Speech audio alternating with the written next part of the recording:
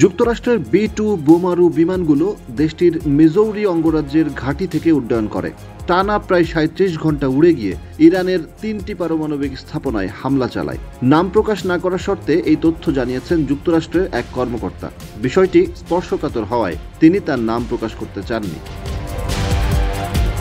যুক্তরাষ্ট্রের এই কর্মকর্তা বলেন, হামলায় অংশ নেওয়া যুক্তরাষ্ট্রের B-2 বোমারু বিমানগুলো মাঝ আকাশে একাধিকবার জ্বালানি নিয়েছে।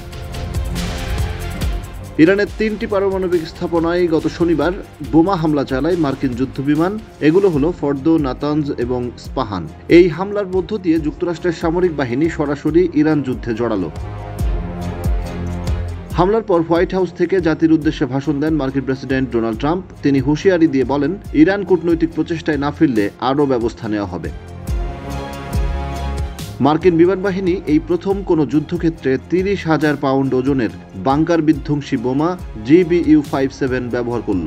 একজন মার্কিন কর্মকর্তা জানিয়েছেন, ৬টি B-2 বোমারু বিমান ইরানের ভূগর্ভস্থ ফর্দো পারমাণবিক স্থাপনায় ৩০,০০০ পাউন্ড ওজনের ১ ডজন বাংকার বিধ্বংসী বোমা ফেলেছে।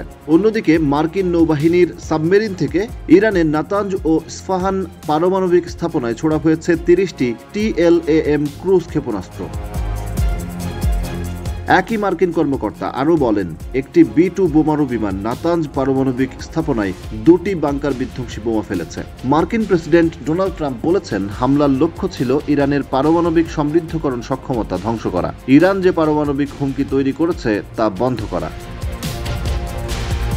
হোয়াইট হাউস থেকে টেলিভিশনে দেওয়া ভাষণে ট্রাম্প বলেন, ইরানের পারমাণবিক স্থাপনাগুলো সম্পূর্ণভাবে চূড়ান্তভাবে ধ্বংস করে দেওয়া হয়েছে। ইরানের ৩টি পারমাণবিক স্থাপনায় মার্কিন হামলার বিষয়টি নিশ্চিত করেছে তেহরান। তবে ইরানের পক্ষ থেকে বলা হয়েছে, ৩টি পারমাণবিক স্থাপনায় হামলার কথা যুক্তরাষ্ট্র বলেছে, যেগুলো আগেই খালি করে ফেলা হয়েছিল। তাই সেখানে এমন কিছু ছিল না যা বিকিরণ সৃষ্টি করে নাগরিকদের ক্ষতির কারণ হতে পারে।